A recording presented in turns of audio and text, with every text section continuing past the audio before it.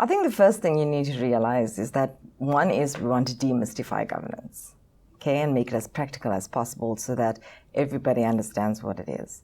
You also realize that you're a director 24/7.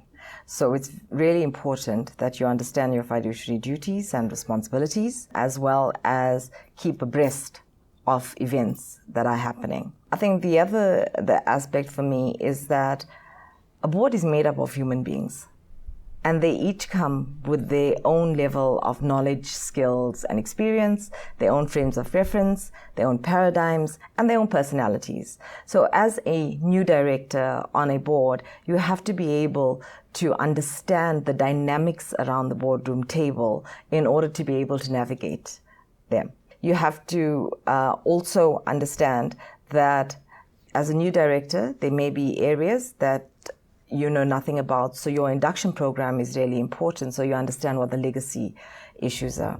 I think it's very important to board evaluations as well. So the board should conduct regular evaluations of itself and the committees. Otherwise, you may face a problem of the emperor's new clothes because you don't know what you don't know. Most executives want to move into a non-executive role, but the role of executive is very different to that of a non-executive. A non-executive looks at the governance, oversight, monitoring, guidance to the executives without getting operational. From a training perspective, it's important that you are actually aware of what your roles, your responsibilities, and the concomitant liability that it brings. So training is really, really important, informal or formal training. And there are various programs that, for example, the Institute of Directors runs. There are other programs that other institutions run, as well as do a lot of reading and keep abreast. The world is changing at a far greater pace than we could ever have imagined. So there are emerging risks that you as a director need to be aware of and understand what the implications are for your organization. I find this course very interesting. It pulls together parts 1, 2, 3, and it focuses not just on the technical aspects, but also the behavioral aspects. So we cover what the role of the board is, what the role of the committees are, the ecosystem that the board operates in. We also look at the succession planning, which is a key risk. We look at the appointment of directors, so having the right skills, knowledge, and experience that is appropriate for the organization, as well as what you don't know. So how do we train you on that? We look at the evaluations of boards, and we also look at how boards can add value and what is needed for that. If you're a new director and you're taking up a seat around the boardroom table, you need to have a proper induction program as well so that you get up to speed as quickly as possible in order to make that valuable contribution. I think you have to realize that it is your reputation, your personal reputation, that is on the line. So if you don't understand your fiduciary duties and your roles and the expectations of you, you might find yourself in a very precarious position. We've seen a number of cases in the media, and we use a lot of case studies, we use polls, we use topical media as examples in order, as I said, to demystify the corporate governance.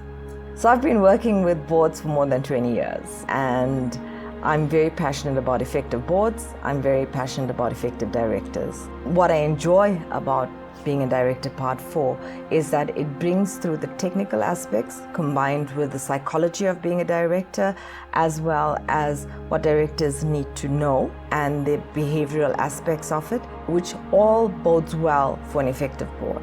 The bottom line is that if the dynamics around the boardroom table are not what it should be, there's a huge potential to derail the effectiveness of the board.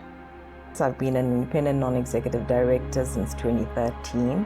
I've worked with large boards, small boards, listed entities, unlisted entities, non-profit companies. I myself serve on 2 listed entity boards, as well as one board that I chair, that's listed on the bond market, and another board that I chair that is a securities exchange. I've served on many of the committees, in fact all of the committees, remuneration committees, social and ethics committee, audit committees, risk committees, nominations committees. So I have that breadth of knowledge, and I would encourage all directors to keep up to breast with what's going on in the world today. But being a director part 4 for me just rounds up the entire being a director series. So what we're seeking to do is to professionalize directorship, okay? So at the moment, there are no criteria for being a director. So if you professionalize directorship, you know what you are dealing with. You know that the individual then understands what corporate governance is about, understands their liability, and is able to make ethical decisions in the best interests of the organization. What we see today in South Africa is this great variance in terms of the levels of knowledge, skills, and experience. And if you're not all pulling in the same direction, and if you don't understand what you're trying to do and what your duties and responsibilities as a director are, and not forgetting the liability of being a director, you might find yourself in trouble because you're not having the right conversations at the right level with the right outcome. There's not much opportunity for taking up directorships. They want the experience first. However, one of the things we look for in directors is courage. So you need to be able to ask the elephant in the room questions. We look for integrity. We look for how do you manage conflict.